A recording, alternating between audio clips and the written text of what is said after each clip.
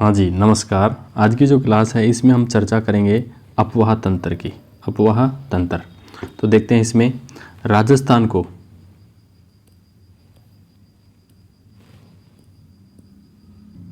देखो इसमें देखते हैं कि राजस्थान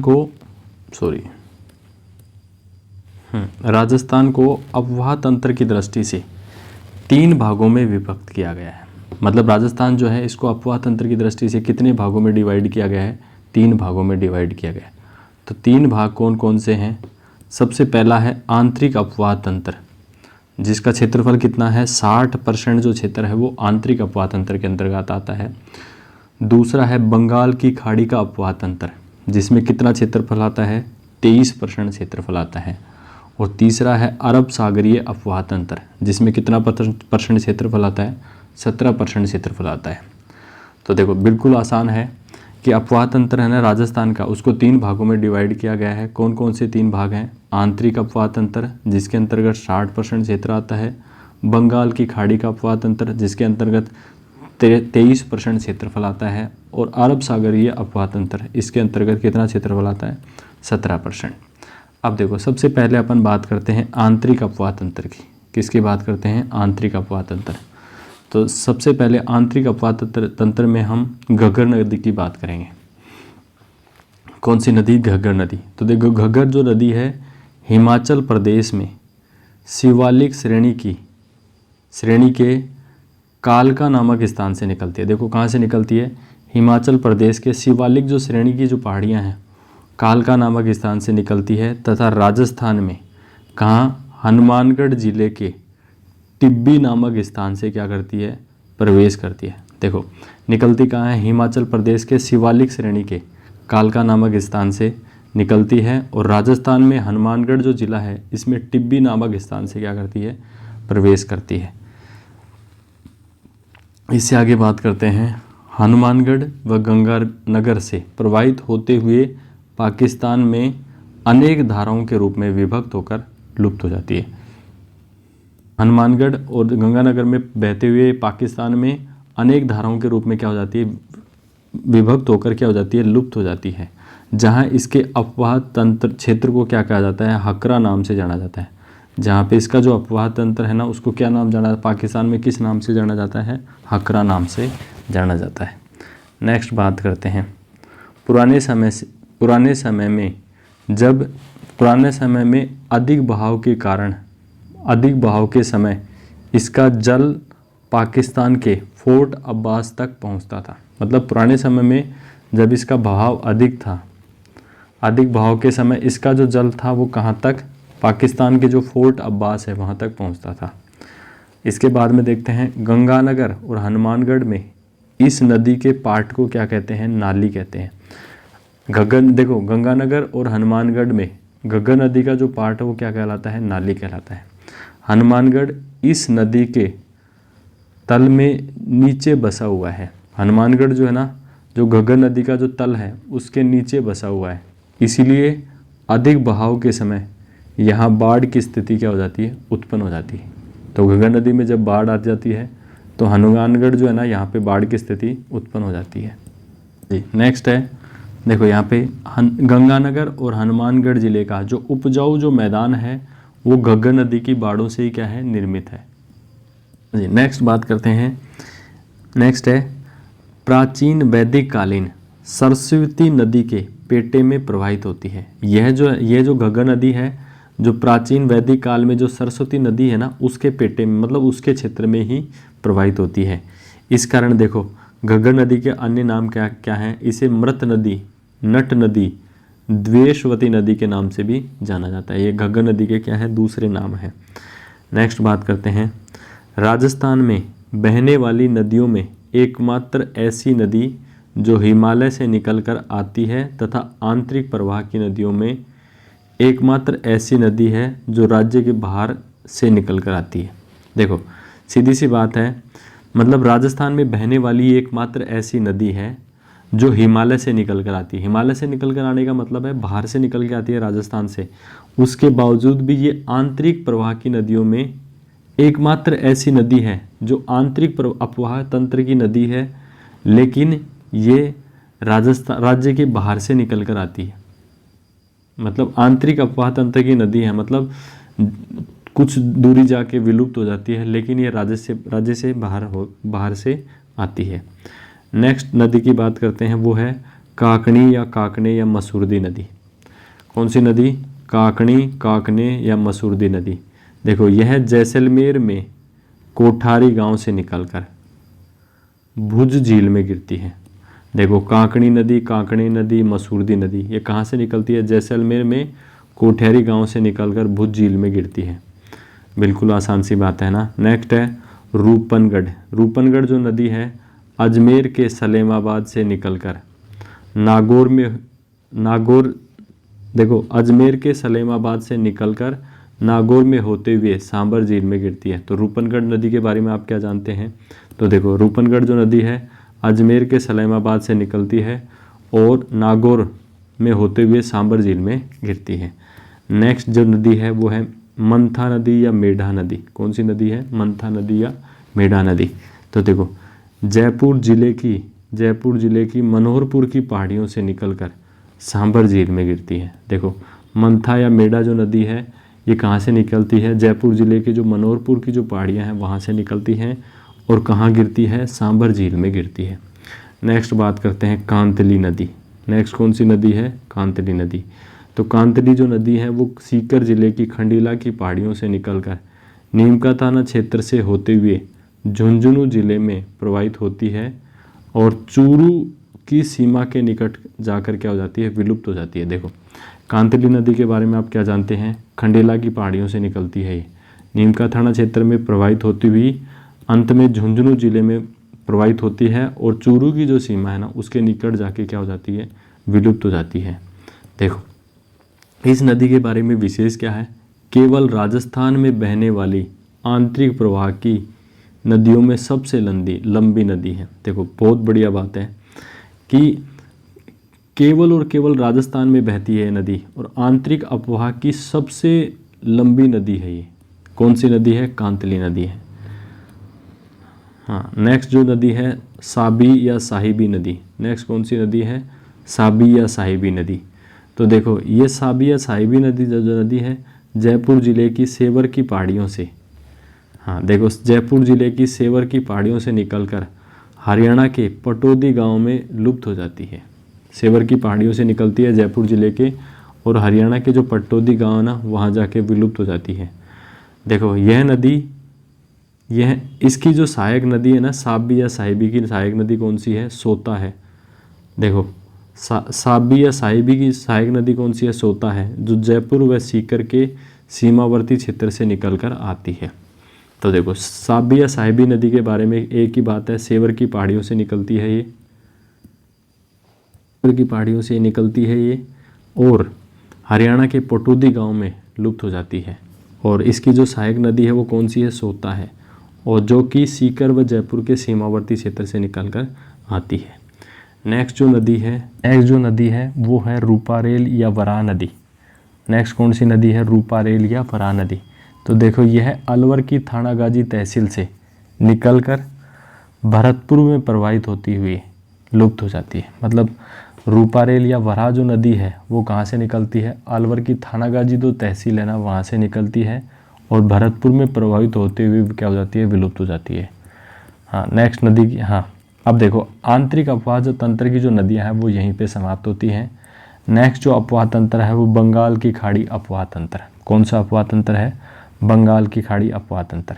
तो देखो इसमें राजस्थान में जल की सर्वाधिक उपलब्धता बंगाल की खाड़ी के अपवाह तंत्र में मिलती है। मतलब जल की सर्वाधिक जो उपलब्धता है वो कौन से अपवाह तंत्र में मिलती है? बंगाल की खाड़ी अपवाह तंत्र में मिलती है।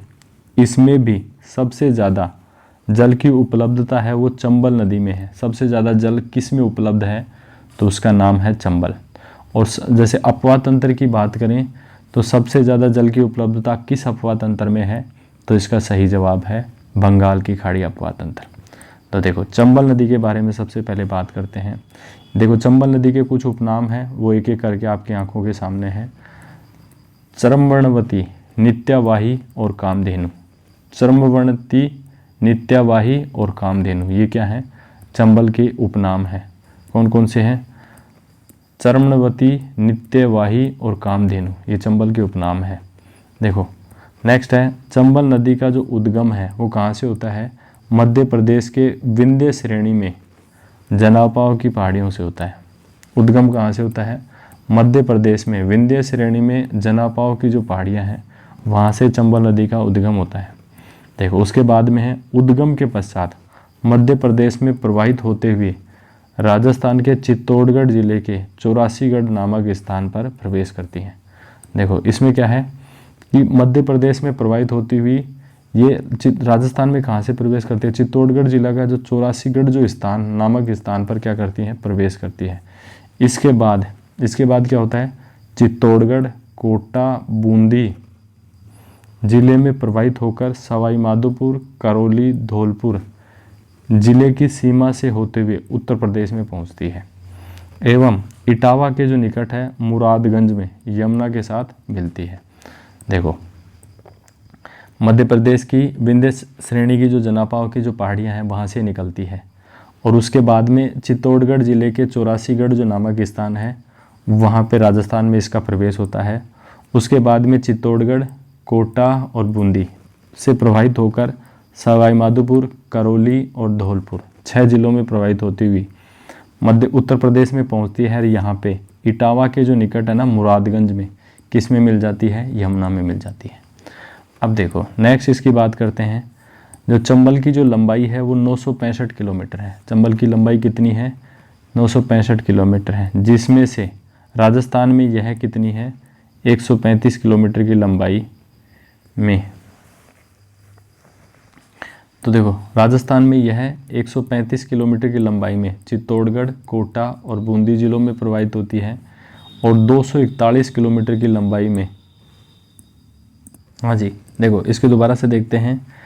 देखो चंबल की जो लंबाई है वो कितनी है? 965 किलोमीटर है, जिसमें से राजस्थान में यह 135 किलोमीटर जो लंबाई है चित्तौड़गढ़, कोटा और बूंदी जिलों में प्रवाहित होती है। इसके बाद में 241 किलोमीटर की लंबाई में यह सवाई माधोपुर, करौली और धौलपुर में की सीमा से होते हुए राजस्थान व मध्य प्रदेश के अंतर्राज्यीय सीमा बनाती है। देखो 135 किलोमीटर तो ये शुद्ध राजस्थान में बहती है। इसके बाद में 241 किलोमीटर ये सवाई माधोपुर, करौली और धौलपुर की सीमा में रहते हुए राजस्थान और मध्य प्रदेश की जो अंतर्राज्यीय जो सीमा उसको बनाती है।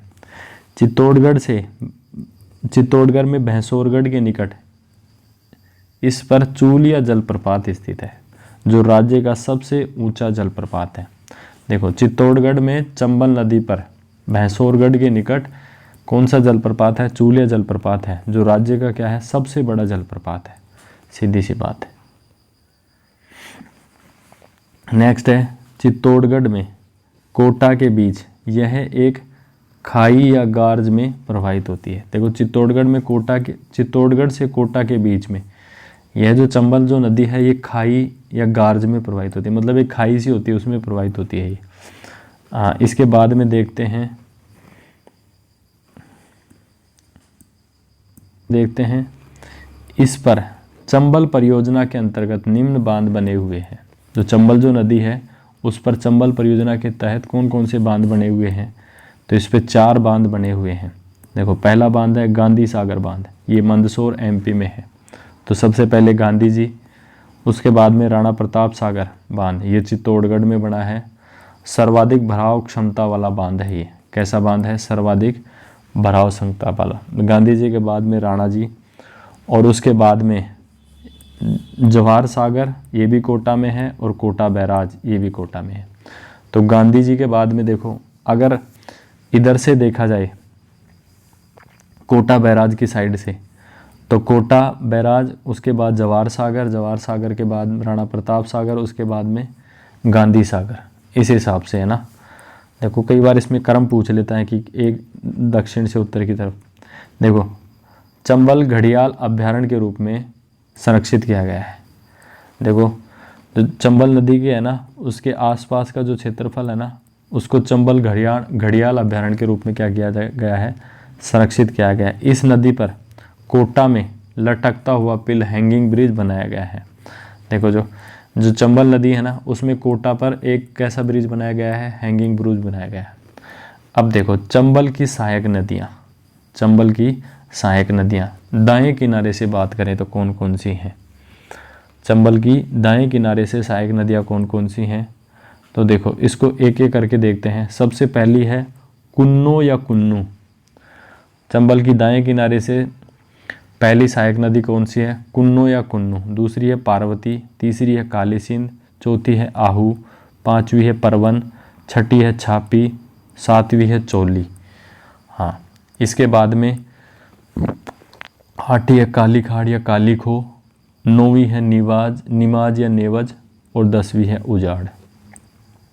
ये चंबल की सहायक नदियां हैं जो दाएं किनारे से इस पे मिलती हैं।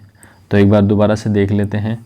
पहली है कुन्नो या कुन्नू, दूसरी है पार्वती, तीसरी है काली सिंध, चौथी है आहू, पांचवी है परवन, छठी है छापी, सातवीं है चोली, आठवीं है काली खाड़ या काली खो, नौवीं है निमाज या नेवज, और 10वीं है उजाड़। तो ये दाएं किनारे से मिलने वाली नदियां हैं। अब देखो यहाँ पे देखो कुन्नो या कुन्नू, सबसे पहले इसकी पहली सहायक नदी के बारे में बात करते हैं। तो देखो इसमें क्या है, मध्य प्रदेश के गुना से निकलकर बारां जिले के मुसेरी में प्रवेश करती है। देखो मध्य प्रदेश के गुना से ये निकलती है और बारां जो जिला है उसके मुसेरी में राजस्थान में प्रवेश करती है।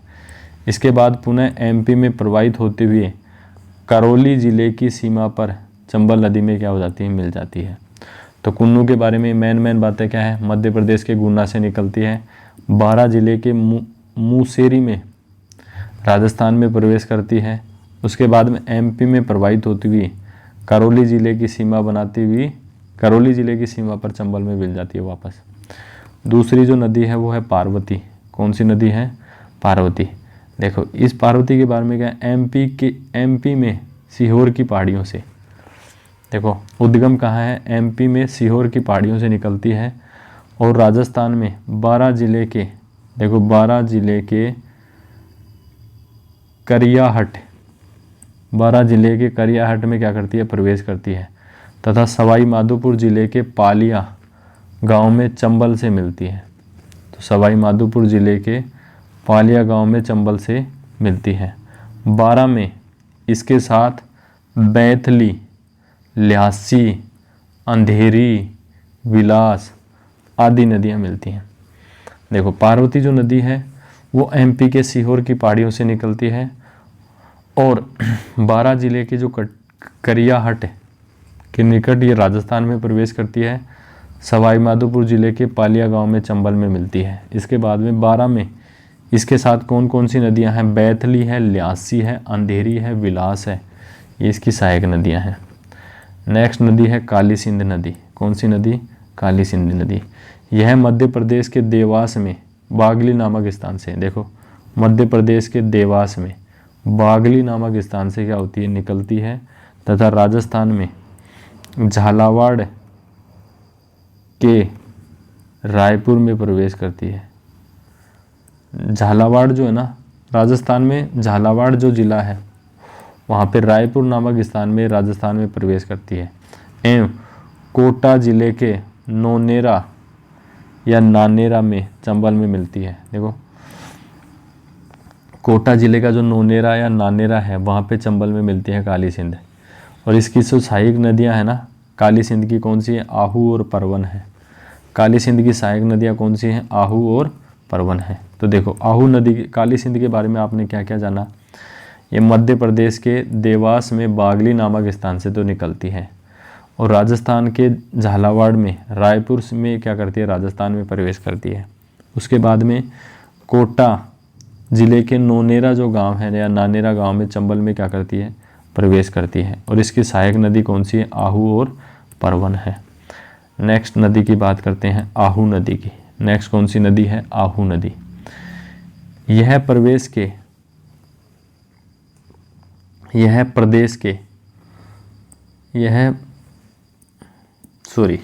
देखो इसमें थोड़ा सा मिसप्रिंट है यहाँ पे, ये मध्य प्रदेश है। मध्य प्रदेश के सुसनेर से निकलती है। कहाँ से निकलती है, मध्य प्रदेश के सुसनेर से निकलती है आहू नदी और झालावाड़ जिले के नंदपुर में ये राजस्थान में प्रवेश करती है। और झालावाड़ के गागरोन में काली सिंध के साथ मिलती है। मतलब देखो, आहू जो नदी है कहाँ से निकलती है? मध्य प्रदेश के सुसनेर से निकलती है और राजस्थान में प्रवेश कहाँ करती है? झालावाड़ नंदपुर में प्रवेश करती है। और ये काली सिंध से कहाँ मिलती है? गागरोन में मिलती है। झालावाड़ के जो गागरोन है ना, वहाँ पे काली सिंध से मिलती है। और वहीं पे उसी के संख्या मिलती है आहू और काली सिंध जो नदी है, उसी के संगम पर गागरोन का किला स्थित है। तो ये हो गया गागरोन। नेक्स्ट कौन सी नदी है? परवन नदी। परवन जो नदी है वो कहाँ से? मध्य प्रदेश से निकलकर बारां जिले में प्रवाहित होती हुई पलायता के निकट काली सिंध में मिलती है। देखो, मध्य प्रदेश से निकलती है, अब जगह फिक्स नहीं है कि कहाँ से निकलती है, तो बारां जिले में प्रवाहित होती है। पलायता के जो निकट है ना, वहाँ पे किस में मिलती है? काली सिंध में निकलती है। जो परवन जो नदी है, इसकी जो सहायक नदियाँ हैं वो कौन सी हैं? काली खाड़ व नेवज हैं। परवन जो नदी है, इसकी सहायक नदियाँ कौन सी है? काली खाड़ और नेवज नदी है। बारां जिले में यह शेरगढ़ अभ्यारण्य से गुजरती है। परवन जो नदी है वो कौन से अभ्यारण्य से गुजरती है? शेरगढ़ अभ्यारण्य से गुजरती है। शेरगढ़ का किला इसके किनारे स्थित है।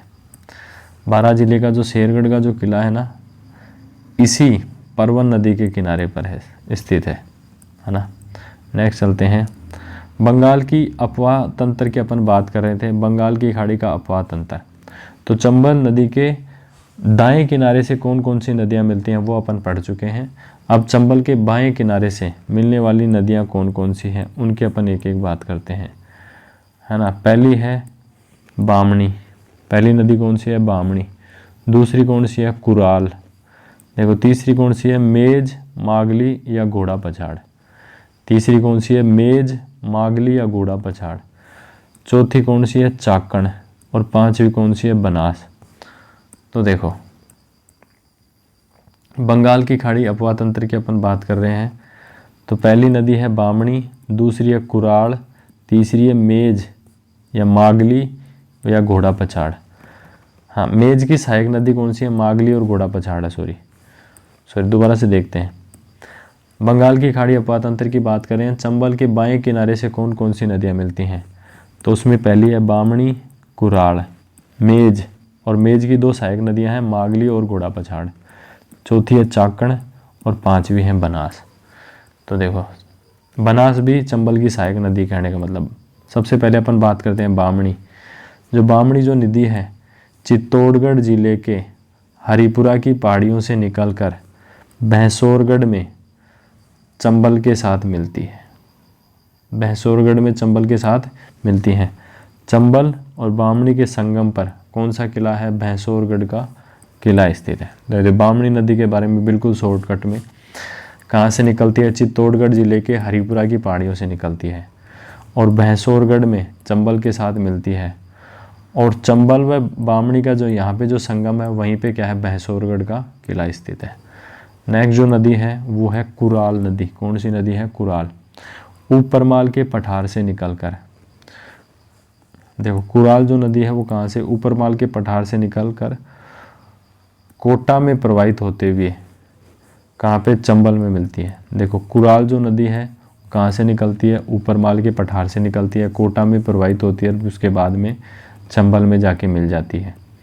नेक्स्ट जो नदी है वो है मेज नदी। देखो, ये कहाँ से निकलती है? भीलवाड़ा से निकलती है और बूंदी में प्रवाहित होती है और उसके बाद में चंबल के साथ मिलती है। मेज जो है ना, इसकी सहायक नदी कौन सी है? मेज की सहायक नदी कौन सी है? एक तो है मागली जो बूंदी में प्रवाहित होती है, और देखो एक कौन सी है? घोड़ा पछाड़। देखो, मागली नदी पर बूंदी में भीमलत जलप्रपात है। देखो, कौन पूछ ले कि भीमलत जो जलप्रपात है वो कौन सी नदी पे है? मागली नदी पर है। कहाँ पे है? कहाँ पे है? बूंदी में है ना। और मागली की जो सहायक नदी है ना, वो कौन सी है? घोड़ा पछाड़ है। मागली की सहायक नदी कौन सी है? घोड़ा पछाड़ है। तो नेक्स्ट नदी की बात करते हैं, चाकण नदी। कौन सी नदी? चाकण नदी। देखो, ये बूंदी में प्रवाहित होती हुई सवाई माधोपुर की सीमा पर पहुंचकर चंबल के साथ मिलती है। देखो चाकण जो नदी है ना बूंदी में प्रवाहित होती है और बूंदी में प्रवाहित होते हुए सवाई माधोपुर के सीमा पर पहुंचकर चंबल के साथ मिलती है। देखो चाकण जो नदी है ना बूंदी में प्रवाहित होती है और सवाई माधोपुर की जो सीमा है पर पहुंचकर चंबल के साथ मिलती है। बूंदी जिले के नैनवा में इस पर कौन सा बांध है? चाकण बांध बना हुआ है। तो देखो चाकण नदी के बारे में बिल्कुल छोड़ दें। हाँ देखो चाकण जो नदी है बूंदी में प्रवाहित होती है और सवाई माधोपुर की सीमा पर चंबल में मिलती है और बूंदी जिले के नैनवा में चाकण जो बांध है वो कौन सी नदी पे बना हुआ है? इसी चाकण नदी पे बना हुआ है। अब देखो नेक्स्ट नदी है बनास नदी तंत्र। बनास नदी तंत्र जो बनास देखो इसमें देखो राजसमंद जिले में बनास नदी तंत्र की। नेक्स्ट किसकी बात करते हैं? बनास नदी तंत्र की।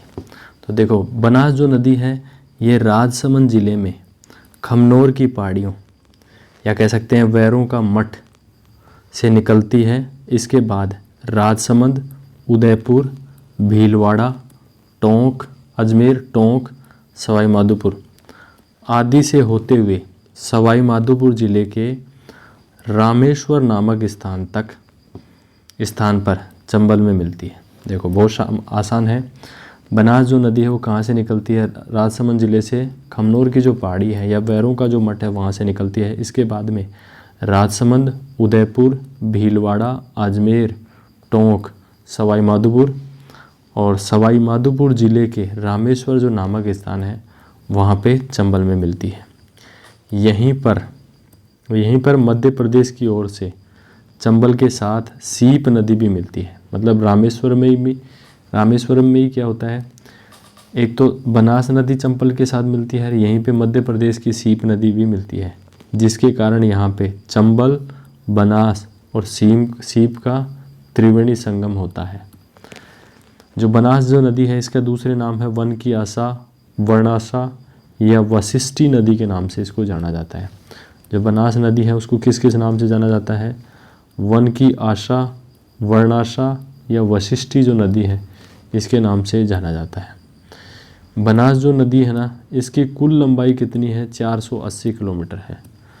बनास नदी की कुल लंबाई कितनी है? 480 किलोमीटर है तथा राजस्थान में बहाव की दृष्टि से है यह राज्य की सबसे लंबी नदी है। जो बनास जो नदी है ये बहाव की दृष्टि से राजस्थान की क्या है? सबसे लंबी नदी है। देखते हैं राजस्थान में इसका जल ग्रहण क्षेत्र सबसे बड़ा है। जो बनास जो नदी है इसका जो जल ग्रहण का जो क्षेत्र है वो सबसे बड़ा है, जो 4600 वर्ग किलोमीटर 46,000 वर्ग किलोमीटर से भी अधिक क्षेत्र पर फैला हुआ है। देखो बनास नदी कितनी विशालकाय है।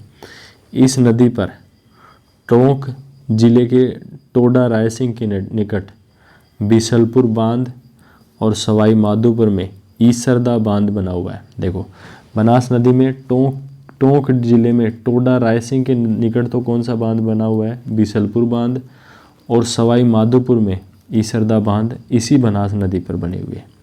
देखो बिसलपुर से टोंक जिले में सिंचाई तथा टोंक, जयपुर और अजमेर में पेयजल की आपूर्ति होती है। देखो बिसलपुर जो बांध है ना टोंक जिले में यहाँ पे सिंचाई होती है। इसके अलावा टोंक, जयपुर और अजमेर में पेयजल की जो आपूर्ति होती है इसी बिसलपुर बांध से होती है। देखो बनास के अफवाह क्षेत्र में भूरी मृदा पाई जाती है। बनास का जो अफवाह क्षेत्र है वहाँ पे कैसी मृदा पाई जाती है? भूरी मृदा पाई जाती है। नेक्स्ट बात करते हैं बनास की सहायक नदियाँ। बनास की कौन कौन सी सहायक नदियाँ हैं? सबसे पहले बात करेंगे दाएं किनारे से। दाएं किनारे से कौन कौन सी सहायक नदियाँ हैं? पहली जो नदी है वो बेडच जो नदी है ये उदयपुर जिले में गोगुंदा की पहाड़ियों से निकलती है। जो बेडच जो नदी है वो कहाँ से निकलती है? उदयपुर जिले में निकलती है। और कहाँ से निकलती है? गोगुंदा की पहाड़ियों से निकलती है तथा चित्तौड़गढ़ से होते हुए भीलवाड़ा के बीगोद में बनास के साथ मिलती है। जो बेडच जो नदी है उदयपुर जिले के गोगुंदा की पहाड़ियों से निकलती है और चित्तौड़गढ़ से होते हुए भीलवाड़ा के जो बीगोद में है ना बनास के साथ मिलती है। बिल्कुल आसान है। बेड़च नदी चित्तौड़, देखो यहाँ से देखते हैं, गोगुंदा की पहाड़ियों से निकलती है और भीलवाड़ा के बीगोद में बनास के साथ मिलती है। बस इतने ही ध्यान रखने हैं। चित्तौड़गढ़ में भी प्रवाहित होती है। अब देखो बेड़च नदी में आगे अपन बात करते हैं, उद्गम से उदय सागर झील तक इसे आयड़ या आहड़ तथा झील से निकलने के पश्चात इसे बेड़च नाम से जाना जाता है। देखो जहाँ पे इसका उद्गम होता है ना बेड़च नदी का, वहाँ से लेकर और उदय सागर झील तक गिरने तक इसका नाम आयड़ या आहड़ है। उसके बाद में इसका नाम क्या पड़ जाता है, बेड़च पड़ जाता है। देखो इसके बाद में चित्तौड़गढ़ जिले के अप्पावास के निकट यह घोसुंडा बांध बना हुआ है। देखो चित्तौड़गढ़ जो जिला है उसके निकट बेड़च जो नदी है उस पर कौन सा बांध बना हुआ है, अप्पावास के निकट कौन सा बांध बना हुआ है, घोसुंडा बांध बना हुआ है। अब बेड़च की भी सहायक नदियां हैं। देखो बेड़च की सहायक नदियां कौन सी हैं, गंभीरी, गुजरी, ओराई और वागन। बेड़च की कौन कौन सी सहायक नदियां हैं, गंभीरी, गुजरी, ओराई और वागन, ये बेड़च की सहायक नदियां हैं। नेक्स्ट बात करते हैं मेनाल। नेक्स्ट क्या है, मेनाल। देखो भीलवाड़ा जिले के मेनाल से निकलकर बीगोद में बनास के साथ मिलती है। देखो जो मेनाल जो नदी है वो भीलवाड़ा जिले से निकलकर भीलवाड़ा जिले के मेनाल से निकलती है और बीगोद में बनास के साथ मिलती है। देखो सीधी सी बात है, भीलवाड़ा जिले से देखो मेनाल जो नदी है इसका उद्गम कहाँ से होता है, भीलवाड़ा जिले के मेनाल से ही निकलती है। देखो जगह का उद्गम स्थान का नाम भी मेनाल है। निकलकर बीगोद में बनास के साथ मिलती है। अतः बीगोद में बनास, बेड़च व मेनाल का त्रिवेणी संगम है। देखो बीगोद जो है ना, बीगोद वहाँ पे बनास, बेड़च और मेनाल का क्या है, त्रिवेणी संगम है। इस नदी में भीलवाड़ा में ये जो मेनाल जो नदी है ना, इसमें भीलवाड़ा में मेनाल जलप्रपात भी स्थित है। नेक्स्ट जो अपवाह तंत्र अपन बात करते हैं, अपवाह तंत्र अपन पढ़ रहे थे, अब है बनास नदी तंत्र को अपन पढ़ रहे थे। अब उसके बाएं किनारे की सहायक नदियाँ कौन कौन सी उसकी बात करते हैं। देखो सबसे पहले बाएं किनारे की सहायक नदी है कोठारी नदी। कौन सी नदी है, कोठारी नदी। देखो ये राजसमंद जिले के दिवेर की पहाड़ियों से निकलती है। कोठारी जो नदी है वो राजसमंद जिले के दिवेर की पहाड़ियों से निकलती है तथा भीलवाड़ा जिले के नंदराय में बनास के साथ मिलती है। जो कोठारी नदी है ना, राजसमंद में से दिवेर की पहाड़ियों से निकलती है, जहाँ पे दिवेर का युद्ध भी होता है, महाराणा प्रताप, अमर सिंह और उसका। तो देखो दिवेर की पहाड़ियों से निकलती है और भीलवाड़ा जिला है ना वो के नंदराय में बनास में मिल जाती है। देखो सीधी सी बात है, दिवेर की पहाड़ियों से तो निकलती है, दिवेर कहाँ है, राजसमंद में, और नंदराय में बनास के साथ मिल जाती है। और बनास कहाँ है, नंदराय कहाँ है, भीलवाड़ा में। भीलवाड़ा जिले में इस पर मेंजा बांध बना हुआ है। देखो बहुत अच्छा क्वेश्चन है कि भीलवाड़ा जिले में कौन सी नदी पर मेंजा बांध बना हुआ है। तो भीलवाड़ा जिले में कोठारी जो नदी है ना उस पर मेंजा बांध बना हुआ है। नेक्स्ट है खारी नदी। नेक्स्ट कौन सी नदी है, खारी नदी। देखो खारी नदी में क्या है, ये राजसमंद जिले के विजराल गांव की पहाड़ियों से निकलती है। जो खारी जो नदी है कहाँ से निकलती है, राजसमंद जिले से निकलती है और कहाँ से, विजराल गांव की पहाड़ियों से निकलती है। इसके बाद में तथा टोंक जिले के देवली के निकट ये राजमहल में बनास के साथ मिलती है। तो देखो इसमें दो ही बातें आपको ध्यान रखनी है। खारी जो नदी है उसका उद्गम है राजसमंद जिला, विजराल गांव की पहाड़ियाँ, और ये बनास के साथ मिलती है क्योंकि बनास की सहायक नदी है। तो ये राजमहल में, जगह का नाम है राजमहल, वहाँ पे किसके साथ मिलती है, खारी वो बनास के साथ मिलती है। और ये राजमहल जगह कहाँ है, टोंक जिले के देवली के निकट है। ये टोंक जिले के देवली के निकट राजमहल नामक स्थान है, वहाँ पे ये खारी जो नदी है ये बनास में मिल जाती है।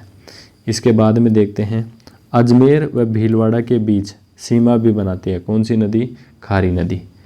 इसकी सहायक नदी मानसी है। खारी नदी की सहायक नदी कौन सी है? मानसी है। नेक्स्ट जो नदी है ना वो है डाई नदी। कौन सी नदी? डाई नदी। तो देखो डाई जो नदी है अजमेर के दक्षिणी भागों से निकलकर टोंक जिले में राजमहल के निकट बनास के साथ मिलती है, जहाँ बनास, खारी और डाई का क्या है? त्रिवेणी संगम है। देखो बनास, खारी और डाई का त्रिवेणी संगम है। कहाँ पे है? राजमहल में। निकलती क्या है? अजमेर के दक्षिणी भागों से निकलती है ना, और टोंक जिले के राजमहल में ये संगम है। इसके बाद में बात करते हैं कांसी नदी। कौन सी नदी? कांसी नदी। देखो अजमेर ज़िले के किशनगढ़ से निकलती है और टोंक ज़िले में बनास के साथ ही मिलती है। कांसी जो नदी, इसकी विशेष बात क्या है? अजमेर ज़िले के किशनगढ़ से निकलती है, टोंक ज़िले में बनास के साथ मिलती है। देखो कांसी जो नदी है इसकी सहायक नदी कौन सी है? सहोदरा और बांडी है। कांसी जो नदी है इसकी सहायक नदी कौन सी है? सहोदरा और बांडी। नेक्स्ट जो नदी है, हाँ जी, नेक्स्ट कौन सी नदी है? ढूंढ या मोरेल नदी। ढूंढ या मोरेल नदी। देखो ये है ना जयपुर ज़िले के दक्षिणी भागों से निकलकर आती है। देखो जो ढूंढ या मोरेल जो नदी है ये जो जयपुर जो ज़िला है उसके दक्षिणी भागों से क्या करती है? निकल कर आती है तथा संयुक्त होकर सवाई माधोपुर ज़िले में बनास के साथ मिलती है। तो देखो यहाँ पे ढूंढ या मोरेल जो नदी है ये जयपुर ज़िले के दक्षिणी भागों से निकलती है और संयुक्त होकर सवाई माधोपुर ज़िले में बनास के साथ मिलती है। देखो दो ही बात याद रखनी है, जयपुर ज़िले के दक्षिणी भागों से निकलती है और सवाई माधोपुर में क्या होती है? बनास के साथ मिलती है। देखो मोरेल नदी पर जो मोरेल जो नदी है इस पर सवाई माधोपुर व दौसा की सीमा पर मोरेल बांध बना हुआ है। जो मोरेल जो नदी है सवाई माधोपुर दौसा की सीमा पर इस पर कौन सा बांध बना हुआ है? मोरेल बांध बना हुआ है। देखो नेक्स्ट है मोरेल के साथ करौली की ओर काली सिंध नदी मिलती है। मोरेल के साथ करौली की ओर कौन सी नदी मिलती है? काली सिंध नदी मिलती है। कालीसिल नदी है, सॉरी काली सिंध नहीं, कालीसिल नदी है। कालीसिल की सीमा पर करौली में कैला देवी मंदिर स्थित है। कालीसिल की जो सीमा है वहाँ पे क्या है? करौली में कैला देवी मंदिर है। नेक्स्ट जो नदी है वो है बाणगंगा नदी। तो देखो बाणगंगा जो नदी है जयपुर ज़िले में बैराठ की जो पहाड़ियाँ हैं वहाँ से निकलती है और इसके बाद में दौसा, अलवर, भरतपुर आदि ज़िलों में होती हुई उत्तर प्रदेश में यमुना में मिलती है। देखो बिल्कुल सीधी सी बात है, बैराठ की पहाड़ियों से निकलती है, दौसा, अलवर, भरतपुर 3 ज़िलों में बहती है और उत्तर प्रदेश में यमुना में जाकर मिल जाती है। परंतु वर्तमान में इसका आगे का अपवाद क्षेत्र क्षतिग्रस्त हो गया है, इसलिए इसे रुंडित नदी भी कहा जाता है। मतलब जो यमुना में मिलने का जो अपवाद क्षेत्र है ना वो खंडित हो गया, क्षतिग्रस्त हो गया, इसलिए इसको रुंडित नदी भी कहते हैं। तो देखो इसके बारे में बाणगंगा के बारे में मेन बातें क्या हैं? निकलती कहाँ है? जयपुर ज़िले के बैराठ की पहाड़ियों से निकलती है। इसके बाद में दौसा, अलवर और भरतपुर में प्रवाहित होती है और उत्तर प्रदेश के यमुना में मिलती है। देखो इसका अपवाद जो क्षेत्र है ना आगे का वो क्षतिग्रस्त हो गया, इसलिए इसको रुंडित नदी भी कहा जाता है। देखो बाणगंगा के कुछ उपनाम भी हैं, इसको अर्जुन की गंगा भी कहते हैं और इसको ताला नदी भी कहा जाता है। बाणगंगा के उपनाम कौन से हैं? इसका अर्जुन की गंगा भी कहते हैं, इसको ताला नदी भी कहा जाता है। तो देखो जयपुर ज़िले में है ना इस पर रामगढ़ बांध बना हुआ है। जो बाणगंगा जो नदी है ना इसमें जयपुर ज़िले में कौन सा बांध बना हुआ है? रामगढ़ बांध बना हुआ है। नेक्स्ट है गंभीरी नदी। नेक्स्ट कौन सी नदी है? गंभीरी नदी।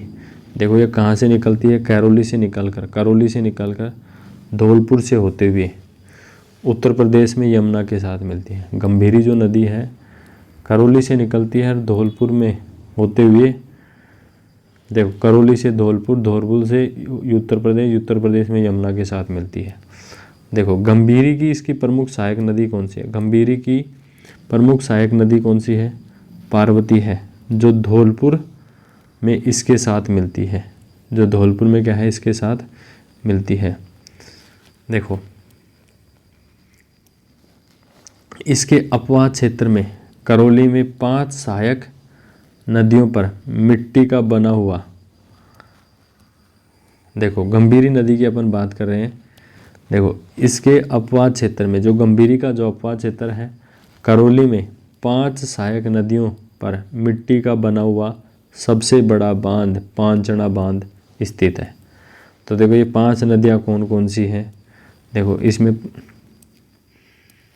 ये जो बांध बना हुआ ना, मेन तो इसमें गंभीरी नदी है, और ये इसमें 5 नदियाँ कौन कौन सी हैं? एक है भद्रावती, बरखेड़ा, भैंसावट, अट्टा और माची। देखो पांचना जो बांध है ना करौली में, कौन कौन सी 5 नदियों पर बना है? भद्रावती, बरखेड़ा, भसावटा, अट्टा और माची। इन 5 नदियों पर करौली में पांचना बांध बना हुआ है। अब देखो नेक्स्ट अपन बात करते हैं, वो तो बंगाल की खाड़ी अपवाद अंतर था। अब हम बात करते हैं अरब सागरीय अपवाद अंतर। तो इसमें सबसे पहले नदी आती है माही नदी। इसका जो उद्गम है मध्य प्रदेश की विंध्याचल जो श्रेणी है, मेहंद झील के निकट अमरेहू नामक स्थान से। देखो कितना बड़ा उद्गम स्थल है इसका। देखो उद्गम कहाँ से होता है? मध्य प्रदेश की विंध्याचल श्रेणी में मेहंद झील के निकट आमरोरू नामक स्थान से। देखो माही नदी का उद्गम मध्य प्रदेश की विंध्याचल श्रेणी के मेहंद झील के निकट आमरोरू नामक स्थान से इसका उद्गम होता है। यहाँ से ये जो नदी है मध्य प्रदेश से राजस्थान, राजस्थान से गुजरात में उल्टे यू अक्षर के आकार में प्रवाहित होती है। देखो मध्य प्रदेश से राजस्थान, राजस्थान से गुजरात में, तो जो उल्टा जो यू है ना आकार के, यू अक्षर के आकार में प्रवाहित होती हुई खंभात की जो खाड़ी है वहाँ पे गिरती है। नेक्स्ट बात करते हैं, ये जो नदी है ना माही नदी, ये नदी कर्क रेखा को 2 बार काटती है। बहुत ही इंपॉर्टेंट बात है। माही जो नदी है ना कर्क रेखा को कितनी बार काटती है? 2 बार काटती है। माही जो नदी है ना इसकी कुल लंबाई कितनी है? 576 किलोमीटर है, जिसमें से राजस्थान में 171 किलोमीटर की लंबाई में प्रवाहित होती है। देखो 576 इसकी कुल लंबाई है माही नदी की, राजस्थान में इसकी लंबाई कितनी है? 171 किलोमीटर है। नेक्स्ट है राजस्थान में है, बांसवाड़ा जिले के खांदू गांव से प्रवेश करती है। देखो एंट्री पॉइंट क्या है इसका? राजस्थान में एंट्री पॉइंट खांदू गांव, ये कहाँ है? बांसवाड़ा में प्रवेश करती है, वहाँ पे तो प्रवेश करती है, तथा बांसवाड़ा और डूंगरपुर में प्रवाहित होते हुए दोनों के बीच की सीमा बनाती है। मतलब डूंगरपुर और बांसवाड़ा की सीमा बनाती है। इसके बाद में क्या होता है, इसमें बांसवाड़ा में बोरखेड़ा में, इसमें देखो बांसवाड़ा के जो बोरखेड़ा है ना, वहाँ पे इस पे माही बजाज सागर तथा बांसवाड़ा के निकट कागदी पिकअप बांध एवं गुजरात में कडाना बांध बना हुआ है। देखो जो माही नदी है ना उस पे 3 बांध बने हुए हैं। देखो कौन कौन सा? बांसवाड़ा के बोरखेड़ा में तो माही बजाज सागर, बांसवाड़ा के निकट कागदी पिकअप बांध और गुजरात में कडाना बांध इस माही नदी पर बना हुआ है। माही जो नदी है ना इसके कुछ उपनाम है। इसको वागड़ की गंगा या कांठल की गंगा भी कहा जाता है। इसके उपनाम क्या है? वागड़ की गंगा या कांठल की गंगा भी कहा जाता है। इसके बाद में अपवाद क्षेत्र में प्रतापगढ़ से बांसवाड़ा के बीच जो माही नदी का जो अपवाद क्षेत्र है, इसमें प्रतापगढ़ से बांसवाड़ा के बीच 56 का मैदान के नाम से जाना जाता है। अपवाद जो माही जो नदी है इसका जो अपवाद क्षेत्र है, इसमें प्रतापगढ़ से बांसवाड़ा के बीच 56 का मैदान के नाम से जाना, बीच का जो भाग है ना वो 56 के मैदान के नाम से जाना जाता है। इसके बाद में देखो डूंगरपुर में इसके किनारे पर बेणेश्वर और गलियाकोट नामक तीर्थ स्थल है। जो माही नदी है ना, इसमें डूंगरपुर में इसके किनारे पर एक तो वेणेश्वर और गलियाकोट नामक तीर्थ स्थल है। देखो नेक्स्ट देखते हैं, वेणेश्वर में माही, सोम और जाखम का त्रिवेणी संगम है, जहाँ पर वेणेश्वर एक टापू के रूप में है। देखो वेणेश्वर जो जगह है ना, वहाँ पे क्या है, माही, सोम और जाखम है, वहाँ उन तीनों नदियों का क्या है, संगम है। और वेणेश्वर जो है ना, वेणेश्वर यहाँ पे एक टापू के रूप में है। यहाँ प्रतिवर्ष माघ पूर्णिमा को मेले का आयोजन होता है। यहाँ प्रतिवर्ष माघ पूर्णिमा को क्या होता है, मेले का आयोजन होता है। इसीलिए यह आदिवासियों का कुंभ मेला कहलाता है। जो वेणेश्वर जो है ना, इसको आदिवासियों का कुंभ मेला कहते हैं। अब देखो माही की जो सहायक नदियाँ हैं ना, माही की सहायक नदियाँ कौन कौन सी हैं? एक है सोम है, जाखम है, ईरू है, अनास है, हरण है, मोरेन है, चाप है। ये माही की सहायक नदियाँ हैं। कौन कौन सी? सोम, जाखम, ईरू, अनास, हरण, मोरेन और चाप। ये क्या है? माही की सहायक नदियाँ हैं। अब देखो इसके आगे बात करते हैं सोम नदी। देखो सोम नदी जो है ना, ये उदयपुर जिले की बीछामेड़ा की पहाड़ियों से निकलकर, सोम जो नदी है ना, सोम जो नदी है वो उदयपुर जिले की जो बीछामेड़ा की जो पहाड़ियाँ हैं वहाँ से निकलकर डूंगरपुर के वेणेश्वर में माही के साथ मिलती है। देखो देखो सोम जो नदी है उदयपुर जिले की बीछामेड़ी की पहाड़ियों से जो निकलती है और डूंगरपुर के वेणेश्वर में माही के साथ मिलती है। दो ही बात है, सोम नदी उदयपुर के बीछामेड़ी की पहाड़ियों से निकलती है और डूंगरपुर के वेणेश्वर में माही से मिलती है। इसके बाद देखो, इसके बाद डूंगरपुर में सोम, माही, कमला, अम्बा योजना, सोम कमला अम्बा परियोजना स्थित है। जो सोम जो नदी है ना, इस पर सोम कमला अम्बा जो परियोजना है इसी नदी पर है। सोम की जो सहायक जो नदियाँ हैं ना, सोम की सहायक नदियाँ कौन सी हैं? वो हैं जाखम, गोमती और सारणी। सोम की जो सहायक नदियाँ हैं जाखम, गोमती और सारणी हैं। नेक्स्ट नदी है जाखम। नेक्स्ट कौन सी नदी है? जाखम। यह प्रतापगढ़ जिले में छोटी सादड़ी से तो निकलकर डूंगरपुर जिले के वहीं पे मिलती है, वेणेश्वर में सोम नदी के साथ मिलती है, सोम नदी के साथ मिलती है ना। देखो सीधी सी बात है, जाखम नदी के बारे में आप क्या जानते हैं? तो प्रतापगढ़ जिले के छोटी सादड़ी से निकलती है, डूंगरपुर जो जिला है उसके वेणेश्वर में सोम नदी में मिलती है। प्रतापगढ़ जिले में जो जाखम जो नदी है ना, प्रतापगढ़ जिले में जाखम बांध बना हुआ है। प्रतापगढ़ जिले में जाखम जो नदी है उस पर जाखम बांध बना हुआ है। जाखम जो बांध है ना, ये राजस्थान का सबसे ऊंचा बांध है। राजस्थान का सबसे ऊंचा बांध कौन सा है? वो है जाखम बांध। जाखम बांध ये कहाँ है? ये प्रतापगढ़ में है। कौन सी नदी पर है? कौन सी नदी पर है? तो कहेंगे जाखम नदी पर है। हाँ जी, नेक्स्ट बात करते हैं। नेक्स्ट जो नदी है वो है साबरमती नदी। कौन सी नदी है? नेक्स्ट है साबरमती नदी। हाँ जी, साबरमती नदी। साबरमती नदी कौन सी नदी? साबरमती नदी। तो साबरमती जो नदी है ये उदयपुर जिले के दक्षिणी भाग से कई छोटी छोटी शाखाओं के रूप में निकलती है, जो गुजरात में संयुक्त होकर साबरमती के नाम से जानी जाती है तथा गुजरात में प्रवाहित होते हुए खंबात की खाड़ी में गिरती है।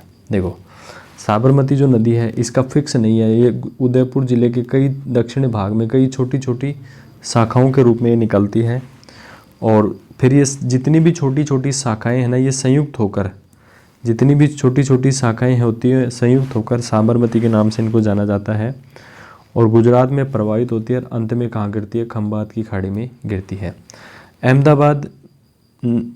अहमदाबाद इसी नदी के किनारे स्थित है। जो गुजरात का जो प्रमुख शहर है ना अहमदाबाद, इसी साबरमती जो नदी है इसके किनारे स्थित है।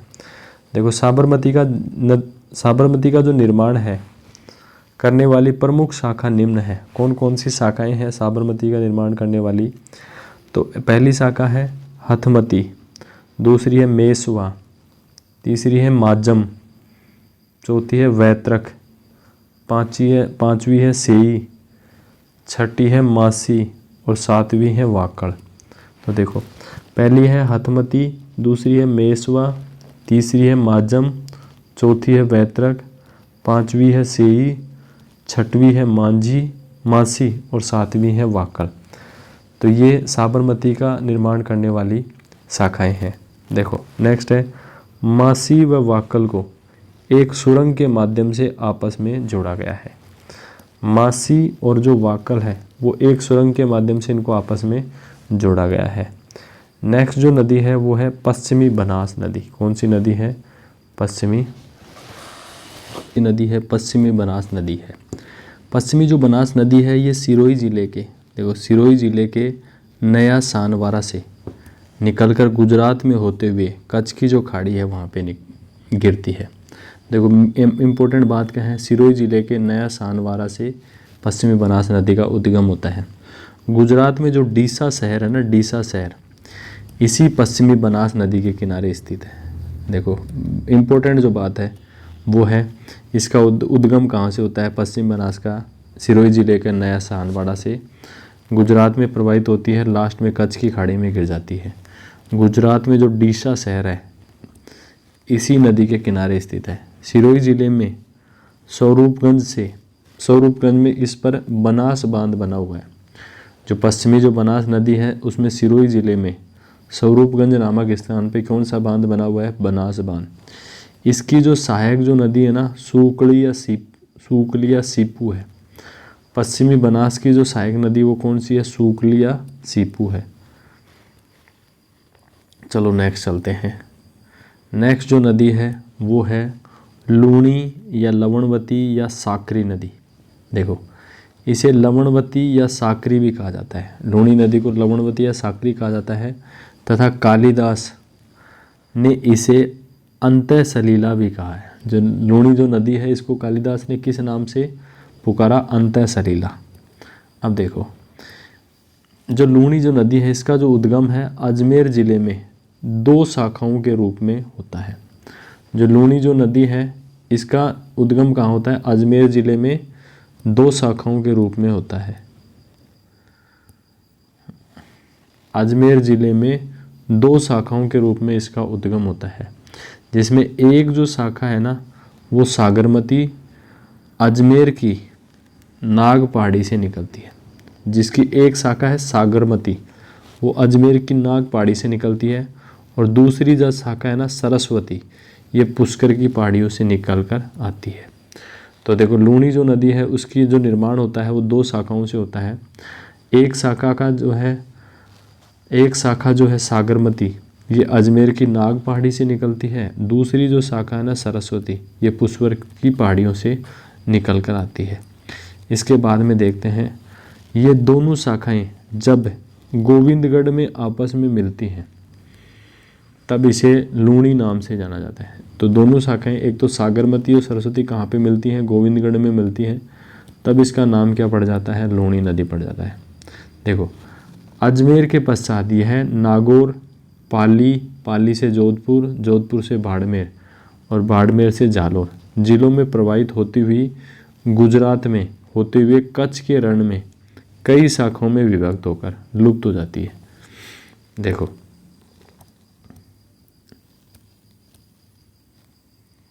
सीधी सी बात है, अजमेर के जो पश्चात है ना यह जो नदी है ना अजमेर के बाद पाली के बाद जोधपुर के बाद बाड़मेर। देखो अजमेर के पश्चात ये जो नदी है अजमेर के बाद पाली के बाद जोधपुर के बाद बाड़मेर में और बाड़मेर के बाद जालोर में आदि जिलों में प्रवाहित होती हुई गुजरात में होते हुए ये कच्छ का जो रण है ना उसमें कई शाखाओं में विभक्त होकर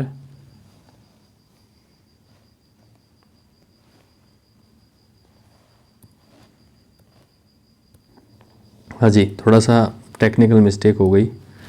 तो देखो अजमेर के पश्चात यह नागौर, पाली, जोधपुर, बाड़मेर और जालोर आदि जिलों में प्रवाहित होती हुई गुजरात में कच्छ के रण में कई शाखाओं में क्या हो जाती है? विभक्त हो जाती है। तो अपन बात कर रहे हैं लूनी नदी की, है ना। अब देखो इसके बाद में देखो, यह 350 किलोमीटर लंबाई में प्रवाहित होती है। जो लूनी जो नदी है कितने किलोमीटर में प्रवाहित होती है? 350 किलोमीटर में। इसका जल ग्रहण क्षेत्र है राज्य के कुल क्षेत्र का 10.4% है। लूनी नदी का जो जल ग्रहण क्षेत्र है ना, वो कितना है? राज्य के कुल क्षेत्रफल का 10.4% है। और इसकी लंबाई कितनी है? 350 किलोमीटर है, जो बनास के बाद दूसरा सबसे बड़ा जल ग्रहण क्षेत्र है। मतलब ज़्यादा एरिया ग्रहण करती है, कहने का मतलब ज़्यादा जल नहीं है इसके पास बाकी, है ना। नेक्स्ट है, जोधपुर में इस नदी पर जसवंत सागर या पिचियाक बांध बना हुआ है। जोधपुर में लूनी जो नदी है उस पर कौन सा बांध?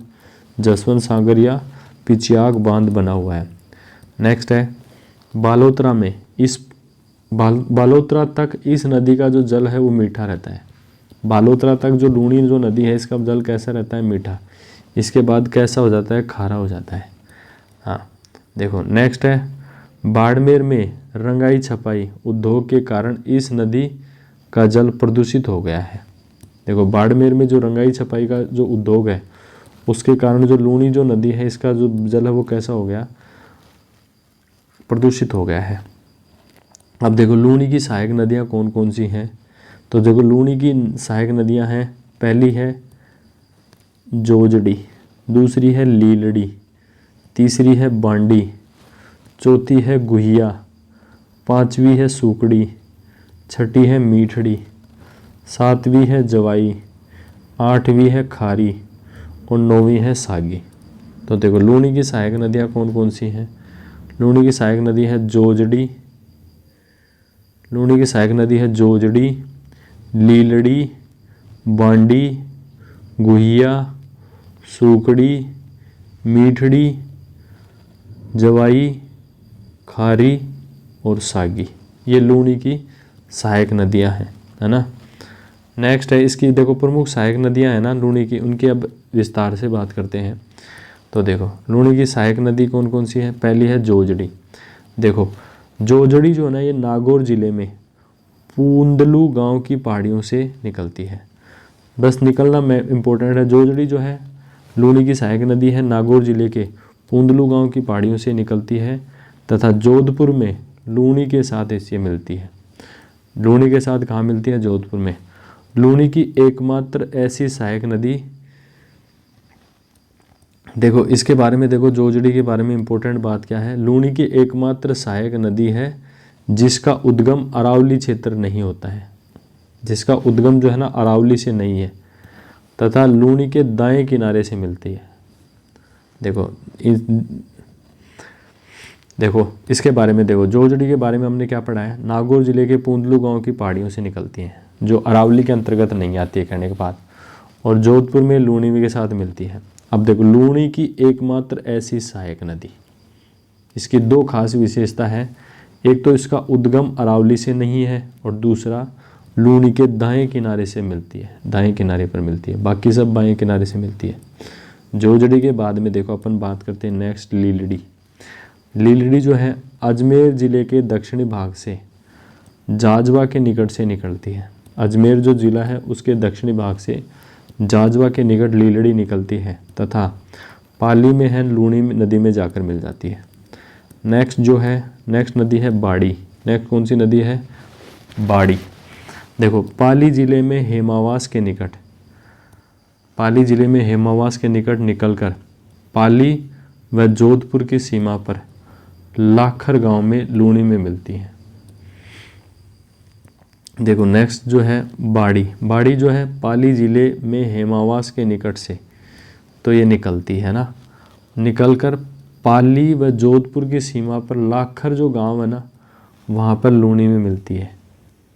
इसके बाद में देखो, इसके बाद में हेमावास में इस पर एक बांध बना हुआ है। हेमावास है ना उस पर इस पर एक बांध बना हुआ है। इसकी प्रमुख सहायक नदी है वो कौन सी है? गुहिया है।